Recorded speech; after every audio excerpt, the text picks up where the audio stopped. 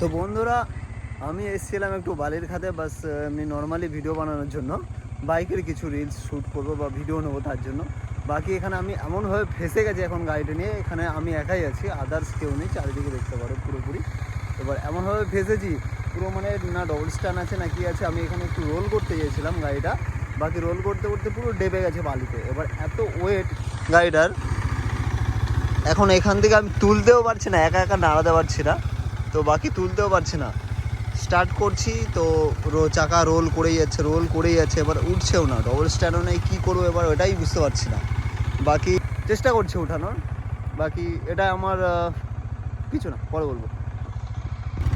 দেখো কেমনভাবে ডেকেছে, এইদিকে দেখো একদম পুরো নেক্সট লেভেল, হেভিভাবে, কোনো স্ট্যান্ড দিইনি, কিচ্ছু দিইনি, অটোমেটিক গাড়িটা ডেবে পুরো বসে গেছে, মানে কিছুই নেই, কোনো সাপোর্টও নেই, পুরোপুরি বসে গেছে।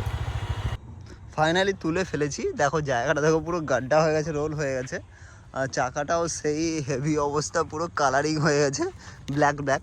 বাকি এটা অফরোডিং টায়ার, তার জন্যই হয়তো বেরিয়ে গেছে। বাকি চেষ্টা করেছি অনেক টাইম ধরে, 10 মিনিট ধরে চেষ্টা করার পর যা হোক কষ্টে মষ্টে উঠেছে। এবার না উঠলে কোনো বন্ধুকে বা কাউকে ফোন করতে হতো, কাউকে ফোন করা লাগেনি, চেষ্টা করেছি, হয়ে গেছে।